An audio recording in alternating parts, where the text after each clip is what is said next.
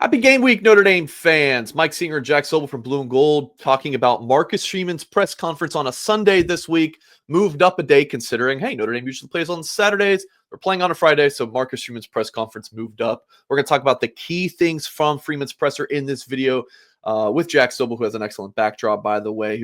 Jack was, of course, at the press conference. Folks, hit the thumbs up on this video. Subscribe to the channel. If you are new here, blueandgold.com, your home for all things Notre Dame Fighting Irish football coverage. $1 for 7 days of premium access. That's our current offer. Go check it out over on the website. So, Jack, let's start with the injury updates. He confirmed 3 guys available. Tell us about them. Definitely some big news with some two. Well, not big news. We kind of already knew, but confirming 2 of them. Definitely good to have them playing against Indiana. Yeah, like you said, Mike, nothing we didn't already know. Howard Cross is available. He will play. He warmed up before the start of the USC game. He did not play. I think everyone who saw him warming up was like, all right, he's not moving so well. I followed up with Marcus Freeman about that. He's like, yeah, we knew high ankle sprain would take time, but he is good to go. And, I mean, they really need him in the middle of that defense. He and Riley Mills are at the center, figuratively and literally, everything they do defensively. Also very much needed by Notre Dame. Jeremiah Love, which I think other people may have reported it was a knee.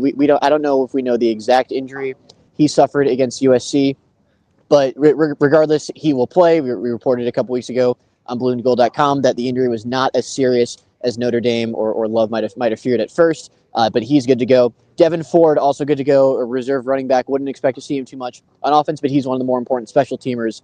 And as we know, third phase can decide playoff games. So, but those 3 guys are all good to go. Freeman confirmed. Not good to go, Kingston Viliamuasa, which is something that again most of us I think knew at this point. So he is out. Bodie Cahoon, a freshman who doesn't play too much, but he got in garbage time late in the season, also out with an injury. KK Smith, reserve wide receiver, he had some spot snaps throughout the season. They like this guy a lot, maybe a year away from really contributing, but he broke his collarbone. He will be out for the foreseeable future as well.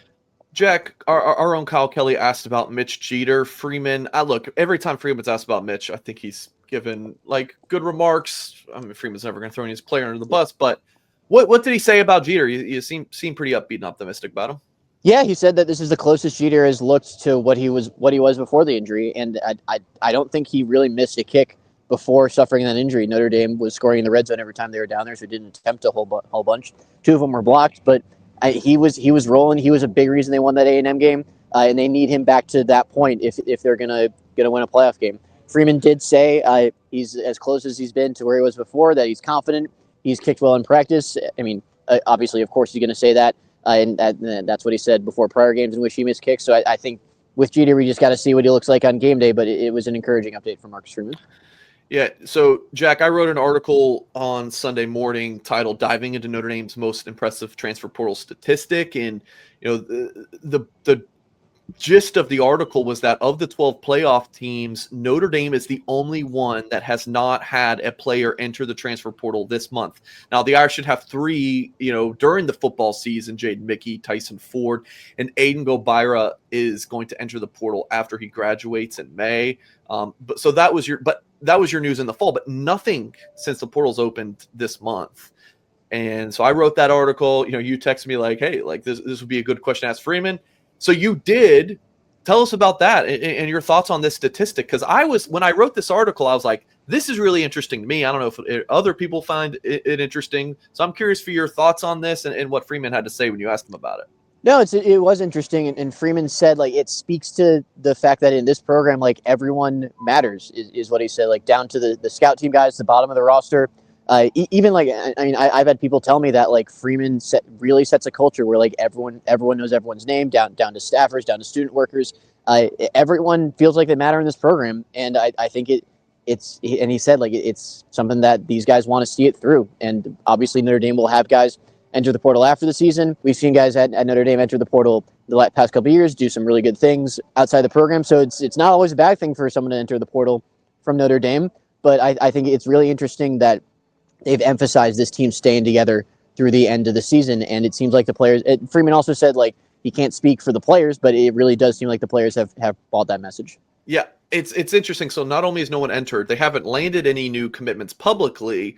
and no coaches have left. It just seems like this everything is, hey, for all those moves, they're going to take place after the season. Nothing now, nothing to disrupt, team glory, all that stuff that Freeman preaches. You're seeing it come to fruition. Like, you can't, I texted you this, Jack, a little bit ago. You can't like secretly enter the transfer portal. Like, you can secretly commit and secretly sign, but you can't secretly enter the portal and have it not be reported. So everyone really is buying in. So that definitely speaks to the culture at Notre Dame. One more thing I want to talk about, and speaking of culture, I've seen a big shift from Freeman, and I just feel like this football program overall since the NIU loss, it's just much more business oriented. Not to say that it wasn't before, but I've talked about this, Jack. I don't know if you agree. Like, Freeman doesn't care about winning press conferences and winning media as much anymore. I feel like it's just get out. Like, I just feel like we've seen a shift. And he talked about today that NIU game being a motivator, and he used an interesting 4-letter F word, not the one you're thinking of. Being that motivator. Well, I don't know what you're thinking of, Mike. It seems like your mind's in the gutter. But he said fear is a motivator. I mean it's something he said before the season. Like, obviously he's talked to everything, like on every talk show. The first thing they ask is NIU. Like, they're going to talk about NIU for years to come, and their response to that. But Freeman has said, and he reiterated it today, like, fear is a motivator. He wakes up in fear of that happening again, and he really drives that home. Like, he plays clips from the NIU game during random midweek meetings during the season, and he talks about handling success a lot, and that's part of it. Like, knowing that if you let your guard down, that can happen again, and they have not let their guard down this season. But the reverse of that, I think it was interesting. Someone else asked Freeman about, like, how's Notre Dame going to handle a win-or-go-home game, and his response included the fact that, and this is just a straight-up fact, every game since NIU has been a win-or-go-home game, and they've played like they have nothing to lose. And I think that's another part of their response to NIU. Yes, they're fearful of what happened, but they're also playing. They're not playing scared, and I think those things going hand in hand are the biggest reasons why this team has won 10 games in a row, and they're hosting a college football playoff game, and they're picked by a lot of people to go to the national championship, which is something no one would have thought after on September 8th. And I think that was interesting from Freeman.